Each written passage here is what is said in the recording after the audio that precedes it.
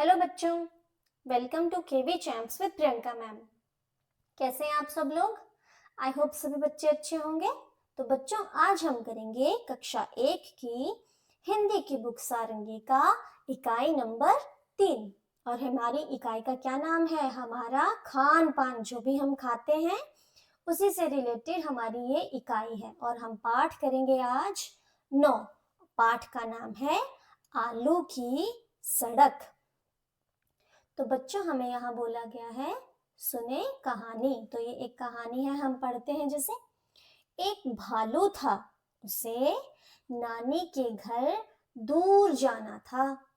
रास्ते में खाने के लिए भालू ने बोरा भर आलू पीठ पर रख लिया। तो बच्चों, यहाँ पे आपको ये भालू दिख रहा है और उसने क्या किया है? बोरा भरकर अपनी पीठ पर रखा हुआ है। ये जो भालू है वो कहाँ जाना चाहता था? नानी के घर। उसे बहुत दूर अपने नानी के घर जाना था। तो उसने क्या किया? रास्ते में खाने के लिए एक बोरा भर के आलू जो है वो अपनी पीठ पर रख दिया और वो अपनी नानी के घर के लिए निकल पड़ा आगे। पर बोरे में तो छेद था। भालू आगे बढ़ता जाता, धप धप धप, बोरे से आलू टपकते जाते, टप टप टप। भालू ने बोरा तो अपनी पीठ पर रख लिया, लेकिन उस बोरे में क्या था? एक बहुत बड़ा छेद था। तो जैसे जैसे भालू धप धप करके अपने भारी पैरों से आगे आगे बढ़ता जाता, उस बोरे से आलू नीचे टपकते जाते, मतलब नीचे गिरते जाते। उनकी आवाज कैसे आती? टप टप टप। आगे देखते हैं। रास्ते में पीपल के पेड़ पर एक बंदर बैठा था। उसने भालू से पूछा, कहाँ जा रहे हो भैया? लेकिन उत्तर में बंदर ने बस धप टप धप टप धप टप ही सुना। यहाँ पर रास्ते में एक पीपल के पेड़ पर कौन बैठा हुआ था? एक बंदर बैठा था। उसने भालू से पूछा कि भैया तुम कहाँ जा रहे हो? लेकिन भालू ने उसकी बात का जवाब नहीं दिया। सिर्फ वो बंदर को भालू के चलने की और आलूओं के गिरने की आवाज सुनाई दी, जो थी धप टप धप टप धप टप। उसने पेड़ से नीचे देखा, रास्ते में आलू पड़े हुए थे। बंदर ने पेड़ से नीचे देखा तो उसे रास्ते पर आलू पड़े हुए दिखे। ये देखकर बंदर मन ही मन बोला, भालू चाहे ना बताए पर मैं पता लगा सकता हूँ। वह खुश होकर पेड़ से नीचे उतरा। ये जब भालू आगे चला गया, उसके बाद रास्ते पर जो आलू गिरे थे उस बंदर ने उन्हें देखा और मन ही मन बोला कि भालू भैया चाहे तुम मुझे नहीं बताओ कि तुम कहाँ जा रहे हो, लेकिन मैं इन आलूओं को पहचान कर जान सकता हूँ कि तुम कहाँ जा रहे हो। और ये सोचते हुए वो बंदर बहुत ही ज्यादा खुश हो गया और नीचे उतर आया। ठीक है। तो बच्चों, ये कहानी थी एक भालू के बारे में जो अपने नानी के घर जा रहा था और रास्ते में खाने के लिए उसने आलू भर लिए बोरे में। लेकिन उसके बोरे में क्या था? एक छेद था जिससे वो चलता जाता आगे आगे और पीछे से आलू जो है वो टप टप करके नीचे गिरते जाते। ठीक है। और रास्ते में उसे एक बंदर ने जब पूछा कि भैया तुम कहाँ जा रहे हो, तो उसने उसे नहीं बताया। लेकिन बंदर मन ही मन सोचने लगा और वो चालाक था, चतुर था, इसलिए वो समझ गया कि इन आलूओं को पहचान कर इनके पीछे पीछे जाकर वो पता लगा सकता है कि बंदर कहाँ जा रहा है। ठीक है। अभी आगे चलते हैं। अब हमें बोला गया है बातचीत के लिए। यहाँ पे हमें कुछ प्रश्न दिए गए हैं जिन्हें सिर्फ हमें बातचीत के जरिए ही इनके उत्तर देने हैं। तो हमारा पहला प्रश्न है, बंदर ने कैसे पता लगाया होगा कि भालू कहाँ जा रहा है? तो जैसे कि मैंने आपको बताया कि बंदर क्या करेगा? उन आलूओं के पीछे पीछे जाएगा और पता लगा लेगा कि भालू कहाँ जा रहा था। ठीक है। बंदर आलूओं के पीछे जाते जाते पता लगा सकता है कि भालू कहाँ जा रहा है। अगला प्रश्न देखिए हमारा क्या है। भालू ने बंदर को कोई उत्तर क्यों नहीं दिया होगा। अब भालू ने तो बंदर को कोई भी उत्तर नहीं दिया। अब आपसे पूछा है कि उसने ऐसा क्यों किया होगा। क्योंकि भालू नहीं चाहता होगा कि बंदर को पता चल सके कि वो कहाँ जा रहा है, इसलिए उसने बंदर को कोई भी उत्तर नहीं दिया होगा। हम इस तरीके से इस उत्तर को बोल सकते हैं। भालू नहीं चाहता था कि बंदर जान पाए कि वो कहाँ जा रहा है, इसलिए उसने बंदर को कोई भी उत्तर नहीं दिया। ठीक है, अगला हमारा प्रश्न है, यदि रास्ते में पानी होता तब धप की जगह क्या आवाज आती।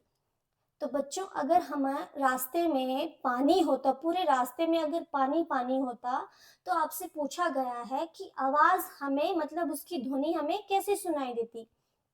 तो जब अगर रास्ते में पानी होता तो हमें छप छप छप छप उसके चलने की आवाज जो है सुनाई देती। ठीक है, अगला हमारा प्रश्न है, अगर बोरे में छेद नहीं होता तो कहानी में आगे क्या होता। अपनी कहानी सुनाइए।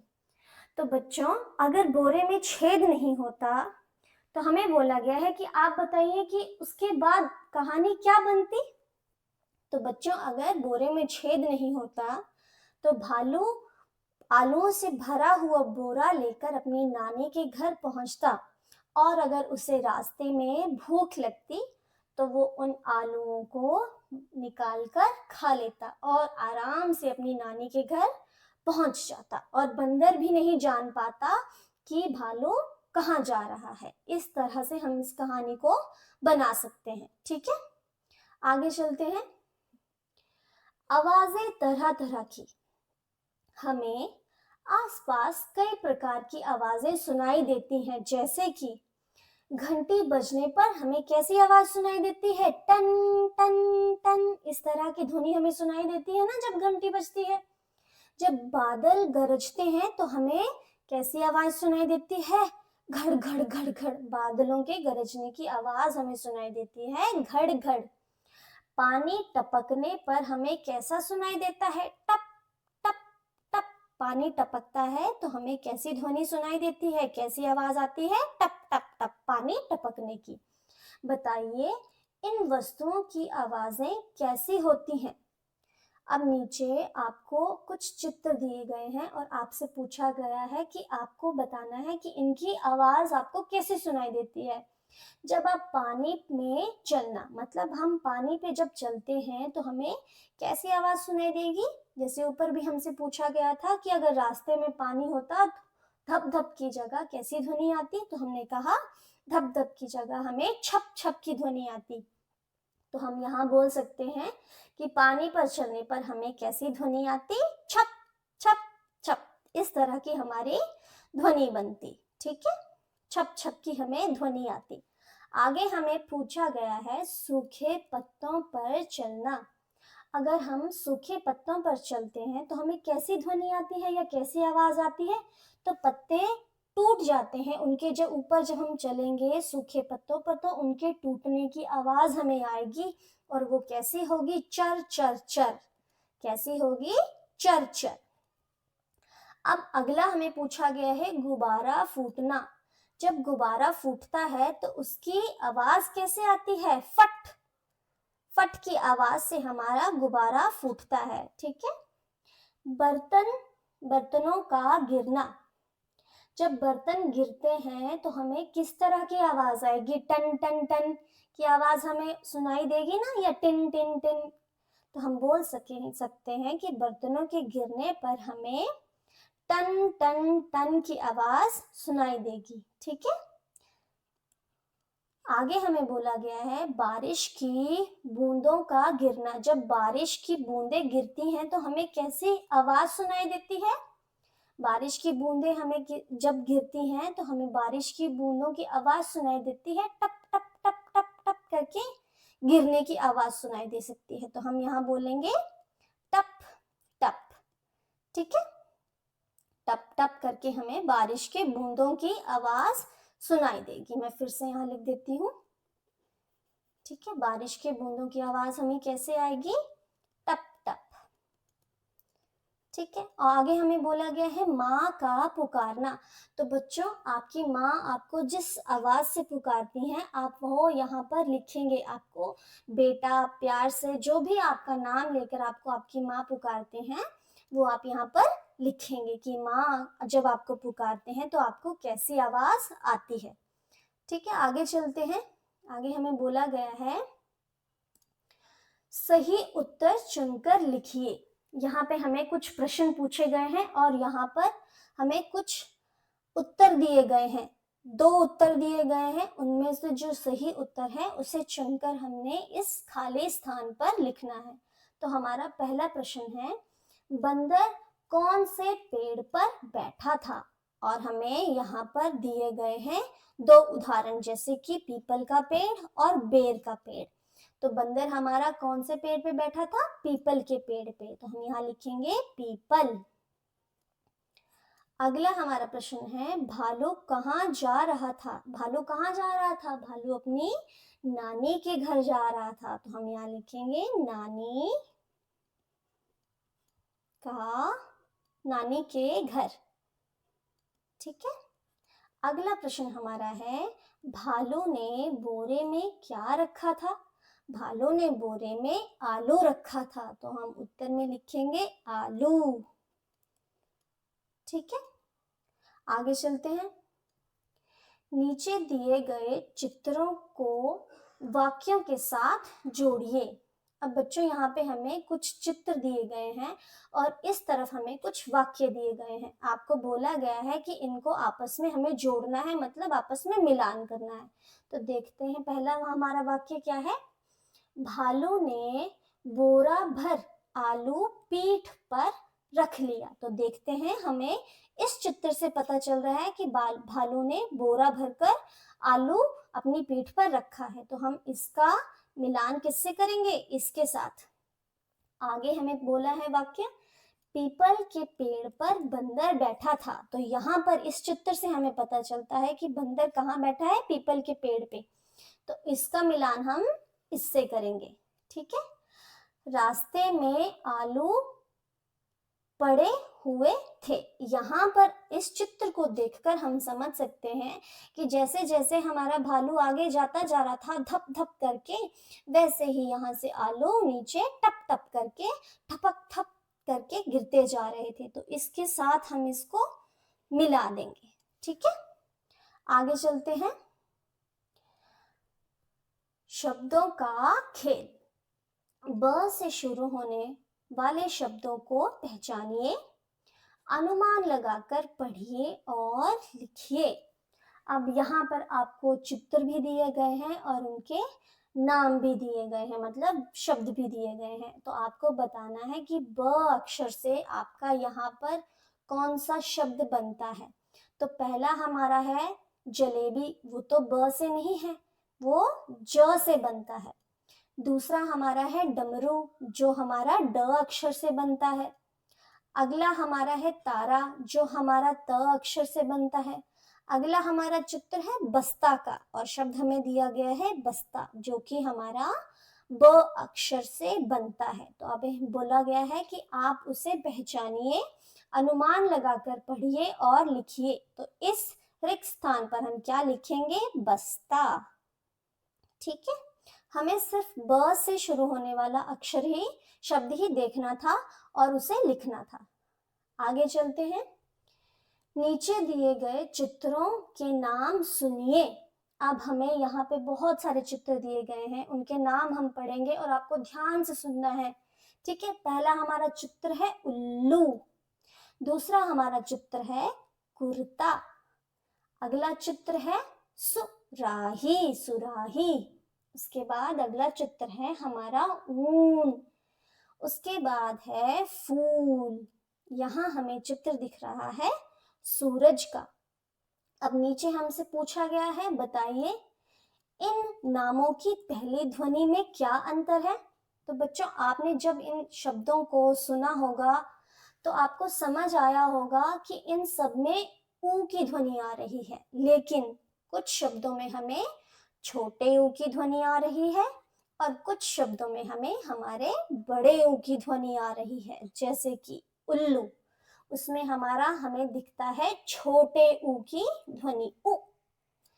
अगला हमारा शब्द था कुर्ता, जिसमें क के साथ कौन सी मात्रा लगी थी? छोटे ऊ की। तो हमारी ध्वनि किसकी आ रही थी? उ, छोटे ऊ की। तो हम इसको बोल सकते हैं, इस ध्वनि में हमें सुनाई दिया उ।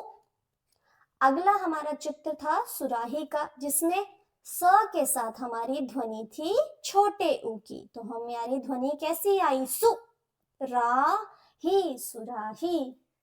अगला हमारा चित्र था ऊन का, जिसमें हमें बड़े ऊ की ध्वनि सुनाई दे रही थी, ऊन।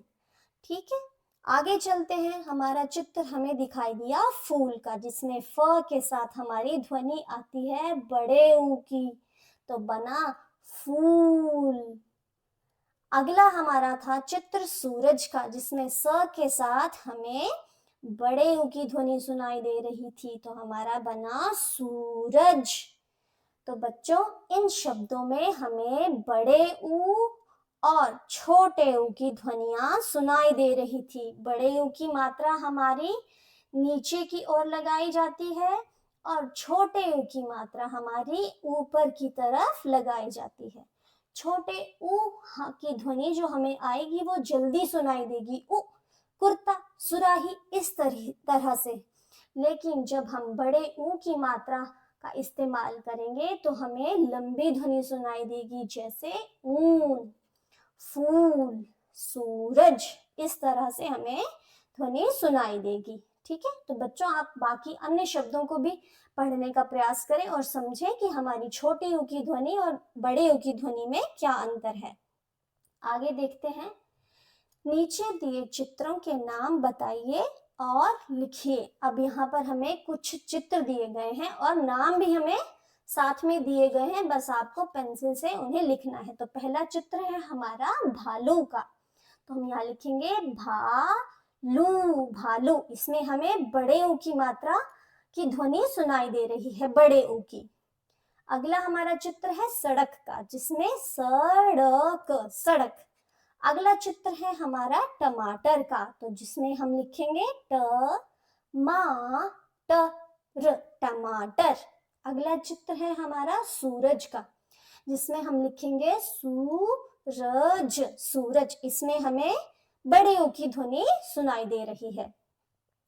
अब आगे चलते हैं। हमें बोला गया है भालू शब्द में भा और लू अक्षर जोड़े हुए हैं।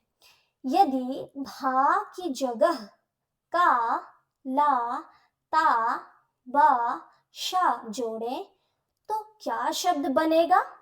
इन्हें लिखिए और पढ़कर सुनाइए।